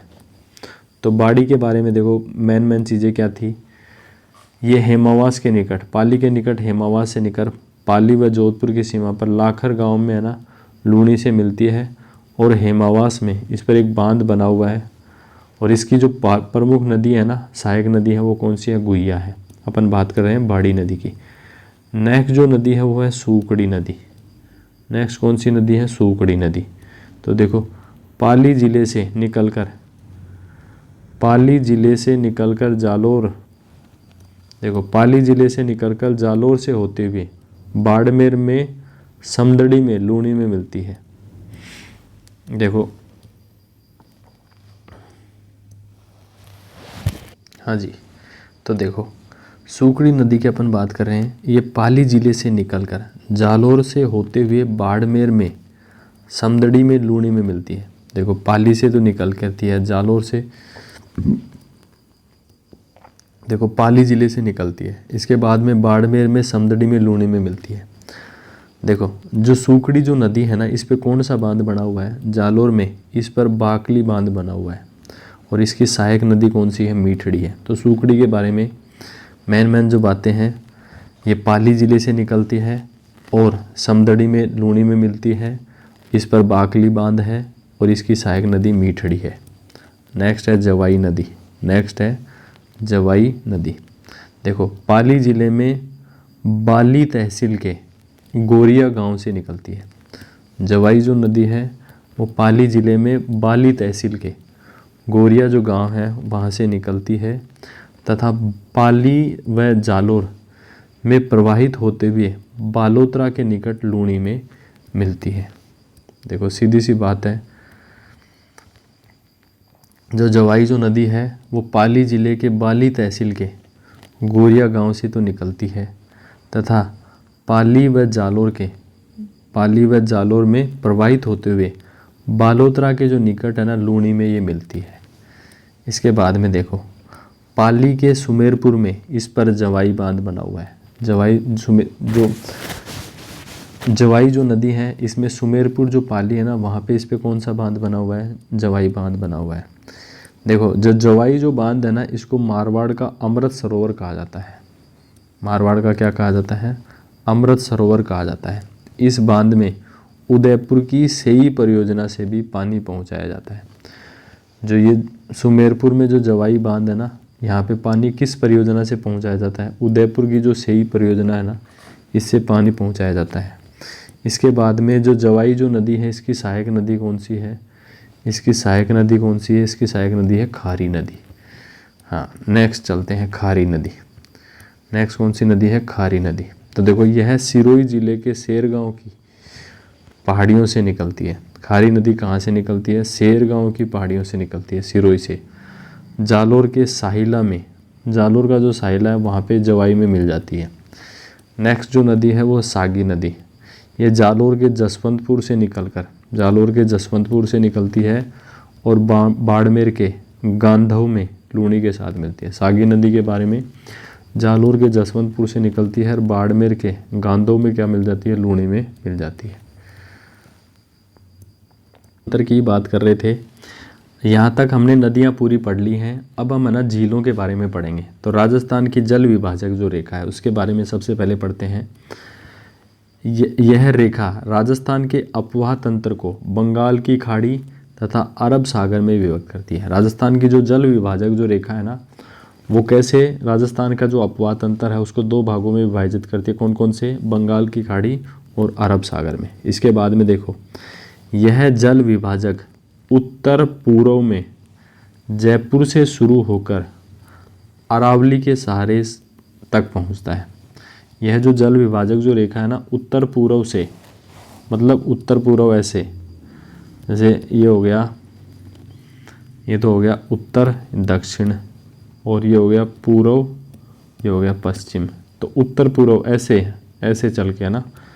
तो देखो यह जल विभाजक उत्तर पूर्व में जयपुर से शुरू होकर अरावली के सहारे तक पहुंचता है। उसके बाद में क्या होता है?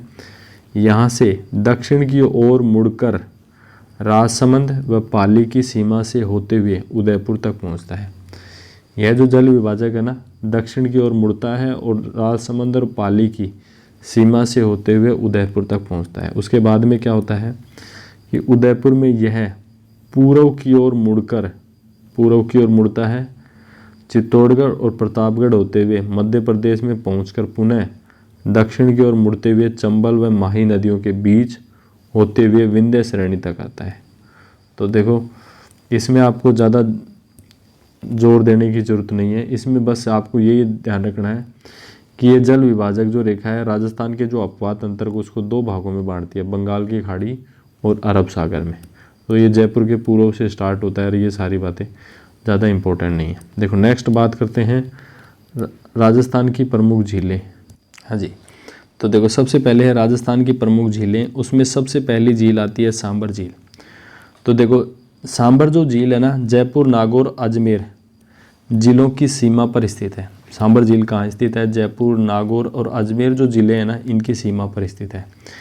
देखो इसकी जो लंबाई है 32 किलोमीटर की लंबाई में तथा 3 से 12 किलोमीटर की चौड़ाई में फैली हुई है।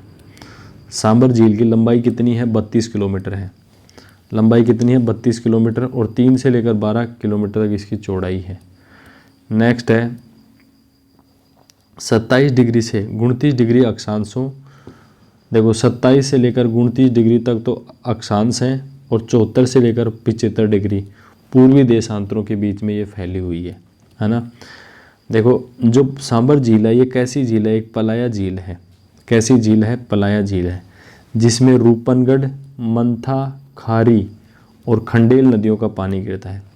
तो आपसे कोई पूछ ले कि सांबर झील में किस किस का पानी गिरता है, सबसे पहली बात तो ये पलाया झील है और इसमें पानी किसका गिरता है? रूपनगढ़, मंथा, खारी और रुंडेल जो नदियां हैं इनका पानी गिरती है, तथा नलियासर व बांडी नाला आदि बरसाती नाले भी इसमें गिरते हैं। एक तो नलियासर और एक बांडी नाला, इसमें ये नाले गिरते हैं। देखो बिजोलिया शिलालेख के अनुसार इसका जो निर्माण है वो किसने कराया? वासुदेव चौहान ने करवाया था। जो सांबर जो झील है इसका निर्माण किसने कराया? बिजोलिया शिलालेख के अनुसार वासुदेव चौहान ने करवाया। देखो शीत ऋतु में यहाँ फ्लेमिंगो नामक प्रवासी पक्षी भी, देखो प्रवासी पक्षी का नाम है फ्लेमिंगो नामक प्रवासी पक्षी भी आते हैं। यह देश के आंतरिक भागों में स्थित सबसे बड़ी खारे पानी की झील है। देखो देश के जो आंतरिक भागों की बात करें तो उसमें सबसे बड़ी जो खारे पानी की जो झील है वो कौन सी झील है? सांबर झील है। देखो यहाँ नमक उत्पादन का कार्य केंद्र सरकार के उपक्रम हिंदुस्तान साल्ट लिमिटेड की कंपनी की सहायक कंपनी कौन सी है? सांबर साल्ट लिमिटेड द्वारा होता है। सांबर में देखो केंद्र सरकार का एक उपक्रम है हिंदुस्तान साल्ट लिमिटेड, उसकी सहायक कंपनी कौन सी है? सांबर साल्ट लिमिटेड द्वारा यहाँ पे क्या होता है?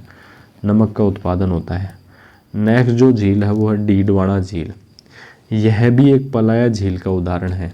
यहाँ पर राज्य सरकार द्वारा Rajasthan state chemical works limited की स्थापना की गई है। देखो डीडवाना जो झील है ये भी पलाया झील है। यहाँ पर राज्य सरकार के द्वारा Rajasthan state chemical works limited की क्या की गई है? स्थापना की है। यहाँ से अखाद्य श्रेणी का सोडियम सल्फेट उत्पादित किया जाता है। डीडवाना जो झील है ना, यहाँ पे किसका उत्पादन किया जाता है? सोडियम सल्फेट का उत्पादन किया जाता है, जो अखाद्य श्रेणी में आता है, मतलब खाने के काम नहीं आता है। नेक्स्ट जो झील है ना वो है पचपदरा या पचपदरा झील। ये कहाँ है? बाड़मेर में है। यहाँ से प्राप्त नमक में 98% तक सोडियम क्लोराइड होता है, मतलब खाने योग्य नमक है ये। जो पचपदरा जो झील है बाड़मेर में, यहाँ से 98% तक जो इसमें सोडियम क्लोराइड होता है, जो खाने योग्य नमक है ना। यहाँ नमक उत्पादन का जो कार्य है ना पचपदरा झील में, वो खारवाल जाति के लोगों के द्वारा किया जाता है। पचपदरा जो झील है ना, वहाँ पे नमक का उत्पादन कौन करते हैं? खारवाल जाति के लोगों के द्वारा किया जाता है। नमक के क्रिस्टल बनाने हेतु यहाँ पे मोरली झाड़ी की टहनियों का उपयोग किया जाता है। यहाँ पे जो नमक के जो क्रिस्टल हैं उनको बनाने के लिए किसका उपयोग किया जाता है? मोरली झाड़ी है ना, उसकी टहनियों का उपयोग किया जाता है। अब देखो इसके अलावा अन्य प्रमुख झीलें हैं। कौन कौन सी झीलें हैं? देखो अन्य झीलें हैं, एक है कावोद झील जैसलमेर। नेक्स्ट है फलोदी झील है जोधपुर में, है ना। एक है लूणकरणसर झील है बीकानेर में। नेक्स्ट है ताल छापर नेक्स्ट कौन सी झील है? ताल छापर, ये कहाँ है? चूरू में है। एक रेवासा और कोछोर, ये कहाँ है? सीकर में। रेवासा और कोछोर कहाँ है? सीकर में। इसके बाद में डेगाना, कुचामन, नावा और पर्वतसर, ये झीलें कहाँ हैं? नागौर में हैं। डेगाना, कुचामन, नावा और पर्वतसर जो झीलें हैं वो कहाँ पे हैं? नागौर में हैं। देखो अब हम बात करते हैं मीठे पानी की झीलें। कौन सी झीलें? मीठे पानी की झीलें। अब देखो मीठे पानी की कौन कौन सी झीलें हैं, उसमें सब मीठे पानी की झीलें। सबसे पहली झील आती है राजसमंद। ये कहाँ पे स्थित है? राजसमंद में। इस झील का जो निर्माण है ना, महाराणा राज सिंह ने करवाया। कब करवाया? 1562 में करवाया। में गोमती नदी पर, गोमती जो नदी है उस पर बांध बनवा कर किया। देखो राजसमंद झील कहाँ पे? राजसमंद में। निर्माण महाराणा राज सिंह ने 1562 में गोमती जो नदी है उस पर बांध बनवा कर किया। देखो इस झील का जो उत्तरी जो किनारा है ना, नौचौकी के पाल के नाम से जाना जाता है। देखो राजसमंद जो झील है ना, उसका उत्तरी किनारा किस नाम से जाना जाता है? तो आप कहोगे कि सर नौचौकी की पाल के नाम से जाना जाता है। यहाँ संगमरमर के 25 शिलालेखों पर रणछोड़ भट्ट द्वारा संस्कृत भाषा में रचित राज प्रशस्ति, मतलब मेवाड़ का इतिहास उत्कीर्ण है। देखो राजसमंद जो झील है ना, इसका जो उत्तरी किनारा है वो नौचौकी की पाल के नाम से जाना जाता है। पहली बात, जहाँ पर संगमरमर के 25 शिलालेखों पर रणछोड़ भट्ट ने संस्कृत भाषा में राज प्रशस्ति, जिसमें मेवाड़ का जो इतिहास है वो उत्कीर्ण किया है। नेक्स्ट है जयसमंद झील। जयसमंद झील, देखो जयसमंद झील का दूसरा नाम क्या है? डेबर झील भी इसको कहा जाता है। इसका जो निर्माण है महाराणा जयसिंह ने करवाया था। कब करवाया था? 1685 से लेकर 1691 की अवधि में। वही गोमती नदी पर बांध बनाकर इसका निर्माण करवाया था। देखो यह है ना एशिया की सबसे बड़ी कृत्रिम झील है। जयसमंद जो झील है ना, एशिया की सबसे बड़ी दूसरी कृत्रिम झील है। हाँ, इसके बाद में देखते हैं जो जयसमंद झील है ना, जयसमंद झील के बीच 7 छोटे बड़े टापू स्थित हैं। जयसमंद जो झील है ना, इसके किनारे पर 7 छोटे बड़े टापू स्थित हैं, जिन पर भील और मीणा जनजाति के लोग निवास करते हैं। जो जयसमंद जो झील है, इस पे 7 छोटे बड़े टापू हैं जिस पे भील और मीणा जनजाति है, उनके लोग निवास करते हैं। सबसे बड़ा जो टापू है ना जयसमंद झील पर, उसका नाम है बाबा का भांगड़ा। जयसमंद झील पर सबसे बड़ा जो टापू है क्या कहलाता है? बाबा का भांगड़ा। और सबसे छोटा जो टापू है वो क्या कहलाता है? प्यारी के नाम से जाना जाता है। देखो जयसमंद जो झील है, इस झील से सिंचाई हेतु श्यामपुरा व भाट नामक 2 नहरें निकाली गई हैं। देखो पूछ ले आपसे कि जयसमंद झील से सिंचाई के लिए कौन सी 2 नहरें निकाली गई हैं? तो श्यामपुरा, दूसरी है भाट। नेक्स्ट जो झील है वो है पिछोला झील। नेक्स्ट कौन सी झील है? पिछोला झील। इस झील का जो निर्माण है महाराणा लाखा के शासनकाल में एक बंजारे द्वारा करवाया गया। पिछोला झील है, इसका निर्माण किसके समय हुआ? महाराणा लाखा के समय हुआ। किसने करवाया? एक बंजारे ने करवाया। देखो झील के जो निकट है ना, पिछोली गांव स्थित है। जो पिछोला झील है ना, उसके निकट कौन सा गांव स्थित है? पिछोली गांव स्थित है, जिसके कारण पिछोला नाम पड़ा इसका। पिछोला झील का नाम पिछोला किसके कारण पड़ा? इसके निकट एक पिछोली गांव है। देखो नेक्स्ट है, इस झील में सासाराम, सीसारमा और बूसड़ा नदी का पानी आता है। देखो जो पिछोला झील है ना, उसमें सीसारमा और बूसड़ा जो नदी है इसका पानी आता है। इस झील के बीच में जग मंदिर और जग निवास नामक 2 महल बने हुए हैं। देखो ये जो देखो जग मंदिर और जग निवास नामक 2 महल बने हुए हैं। जो पिछोला झील है ना, इसमें जग मंदिर और जग निवास नामक 2 महल बने हुए हैं, जो वर्तमान में लेक पैलेस होटल के रूप में संचालित है। नेक्स्ट चलते हैं, देखो पिछोला झील के बारे में और आगे क्या है, मुगल शासक शाहजहां द्वारा अपने विद्रोह काल में यहीं इसी पिछोला झील में ना जो जग मंदिर बने हुए हैं, जगनिवास जो महल है वहाँ पे शरण ली गई। इस झील को एक नहर के माध्यम से इस झील को एक नहर के माध्यम से फतेह सागर झील से जोड़ा गया है। जो पिछोला जो झील है ना, इसको एक नहर के माध्यम से किससे जोड़ा गया है, फतेह सागर झील से। देखो नेक्स्ट है फतेह सागर। नेक्स्ट कौन सी झील है, फतेह सागर। झील का जो निर्माण है प्रारंभ में महाराणा जयसिंह द्वारा कराया गया। फतेह सागर जो झील है ना, प्रारंभ में इसका निर्माण किसने कराया, जयसिंह ने कराया। कब कराया, 1687 में कराया। परंतु बाद में 1888 में इसका जो निर्माण है महाराणा फतेह सिंह द्वारा इसका पुनर्निर्माण करवाया गया, इसलिए इसका नाम हो गया फतेह सागर। देखो इस झील के निर्माण हेतु बांध बनाने के लिए शिलान्यास ड्यूक ऑफ कनॉट द्वारा किया गया। देखो इस झील के निर्माण के लिए जो बांध बनाने के लिए जो शिलान्यास है वो किसने किया, ड्यूक ऑफ कनॉट द्वारा किया गया है, इसीलिए इसे कनॉट बांध भी कहा जाता है। कौन से झील को कहा जाता है, फतेह सागर को। देखो इस झील में, फतेह सागर झील में एक सौर वेधशाला की स्थापना की गई है। फतेह सागर झील में किसकी स्थापना की गई है, एक सौर वेधशाला की स्थापना की है। इस झील के बीच में एक टापू है जिस पर नेहरू उद्यान स्थित है। जो फतेह सागर जो झील है इसके बीच में एक टापू है जिसको क्या नाम से जाना जाता है, नेहरू उद्यान। देखो यह एक नहर तथा स्वरूप सागर झील, जो फतेह सागर जो झील है ना, नहर और स्वरूप सागर झील के माध्यम से पिछोला झील से जुड़ी हुई है। देखो जो फतेह सागर जो झील है ना, एक तो नहर और स्वरूप सागर झील के माध्यम से पिछोला झील से जुड़ी हुई है। नेक्स्ट जो झील है वो है स्वरूप सागर झील। नेक्स्ट कौन सी झील है, स्वरूप सागर झील कहाँ पे है, उदयपुर में है। इसका जो निर्माण है महाराणा स्वरूप सिंह ने कराया, 1857 ईस्वी में करवाया था। पिछोला तथा फतेह सागर झील को आपस में जोड़ती है कौन सी झील, स्वरूप सागर झील। नेक्स्ट झील पे चलते हैं, उदय सागर झील। नेक्स्ट झील कौन सी है, उदय सागर झील। कहाँ पे है, उदयपुर में। इसका जो निर्माण है महाराणा उदय सिंह ने कराया। कब कराया, 1559 में करवाया ना।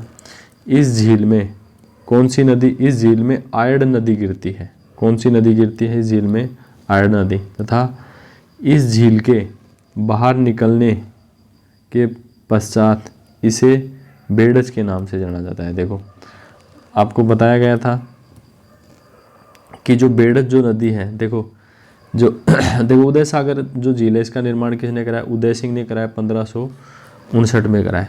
और जो उदय सागर जो झील है इसमें कौन सी नदी गिरती है, बेड़च नदी गिरती है, ऐसे कह सकते हैं, आयड़ नदी गिरती है। और इस झील से बाहर निकलने के पश्चात जो आयड़ जो नदी है उसको क्या नाम से जाना जाता है, बेड़च। नेक्स्ट झील है नक्की झील। नेक्स्ट झील है नक्की झील सिरोही। हाँ जी, नक्की झील सिरोही की अपन बात कर रहे हैं, नक्की झील सिरोही। देखो ये एक प्राकृतिक झील है, मतलब किसी ने इसको बनाया नहीं है, जिसके बारे में ऐसा माना जाता है कि इसका जो निर्माण है देवताओं द्वारा अपने नाखूनों से खोदकर किया गया है। नक्की झील का जो निर्माण है, नक्की झील एक प्राकृतिक झील है। पहली बात तो कैसी झील है, प्राकृतिक झील है। और इसका जो निर्माण है देवताओं द्वारा अपने नाखूनों से खोदकर इसका निर्माण किया गया है ना। नेक्स्ट है इसमें राजस्थान में सर्वाधिक ऊंचाई पर स्थित झील है। जो नक्की जो झील है ना, राजस्थान में सर्वाधिक ऊंचाई पर स्थित झील है, जिसकी ऊपरी सतह, जिसकी जो नक्की झील है ना, जिसकी ऊपरी जो सतह है ना शीत ऋतु में जम जाती है ना। इस झील के किनारे चट्टानों का कुछ विशेष आकृतियां देखने को मिलती है। जो नक्की झील है ना, इसके किनारों पर चट्टानों की कुछ विशेष आकृतियां देखने को मिलती हैं। देखो जिनका नाम क्या है, एक तो है टोड रॉक, एक है नन रॉक। एक है टोड रॉक, दूसरी कौन सी है, नन रॉक। नेक्स्ट झील है आना सागर झील।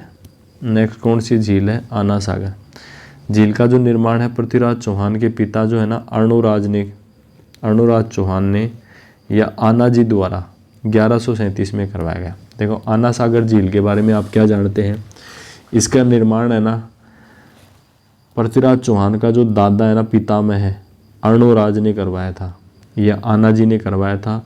कब करवाया था? 1137 में करवाया था। देखो, ऐसा माना जाता है कि अर्णोराज चौहान ने अपने सभी शत्रुओं का नाश करने के पश्चात उस भूमि को पवित्र करने के लिए इस झील का निर्माण कराया था। कि अर्णोराज ने अपने जितने भी शत्रु थे उनका नाश करने के बाद में उस भूमि को पवित्र करने के लिए यहाँ पे झील का निर्माण कराया था। नेक्स्ट बात करते हैं, इस झील में बांडी नदी का जल आता है। जो आना सागर जो झील है ना, इसमें कौन सी नदी का पानी आता है? वो आता है बांडी नदी का। नेक्स्ट है, इस झील के किनारे पर शाहजहां द्वारा संगमरमर की 12 दरी बनाई गई। देखो, जो आना सागर जो झील है ना, जो दरी का मतलब होता है जैसे ऐसे क्या बोल सकते हैं कि जो स्मारक बनाए जाते हैं ना, जैसे जो ऐसे झोंपड़ी टाइप से, उस हिसाब से बनी हुई है, जो मैंने स्वयं देखी है। तो जो आना सागर जो झील है ना, जहाँ पर शाहजहां द्वारा संगमरमर की 12 दरी बनाई गई और जहांगीर द्वारा इसके किनारे पर दौलत बाग बनवाया गया, जिसे वर्तमान में सुभाष उद्यान के नाम से जाना जाता है। देखो, बहुत ही सुंदर सा उद्यान है, मैं खुद वहाँ पे ट्रेवल किया है मैंने।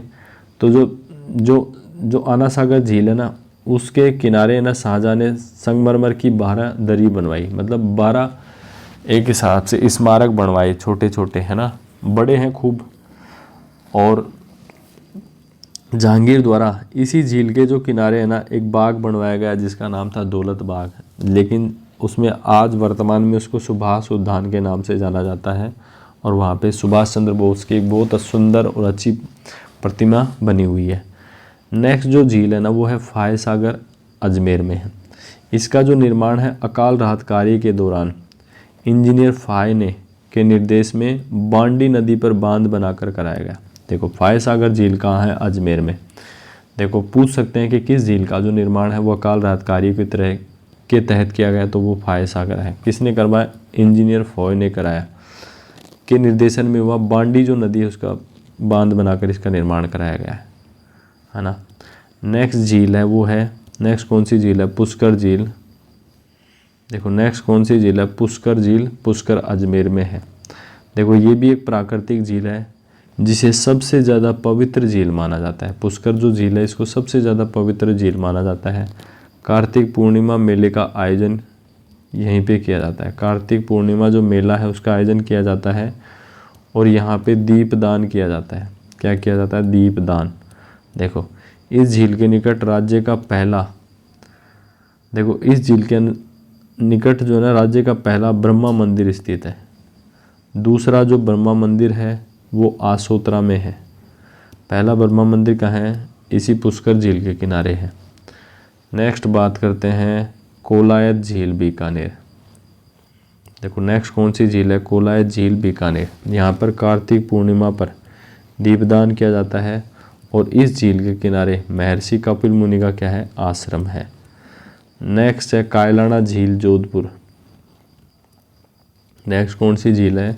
कायलाना झील, जोधपुर। इस झील में इंदिरा गांधी नहर परियोजना से राजीव गांधी लिफ्ट नहर के माध्यम से पानी की आपूर्ति की जाती है। देखो, दोबारा से देखते हैं।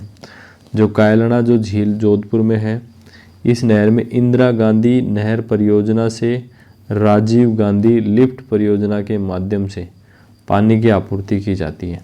इस झील में जोधपुर शहर को पेयजल प्राप्त होता है। कायलाना जो झील है ना, यहाँ से जोधपुर को पेयजल प्राप्त होता है। नेक्स्ट है बालसमंद झील, जोधपुर।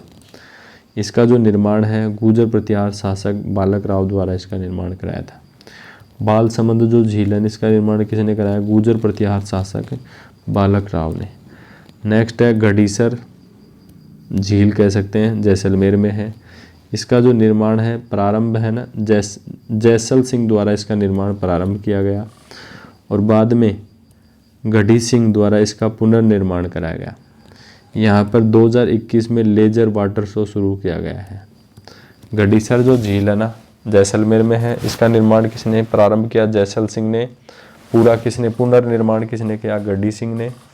और यहाँ पे 2021 में लेजर वाटर शो यहाँ पे स्टार्ट किया गया है। हाँ, अब देखो कुछ अन्य झीलें हैं, जैसे एक है मोती झील और बंद बारेठा।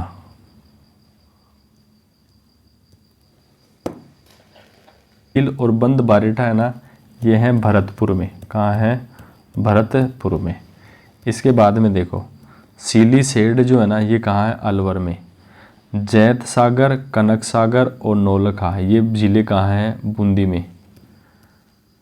देखो जैत सागर, कनक सागर, नौलखा, ये झीलें कहाँ हैं? बूंदी में है ना।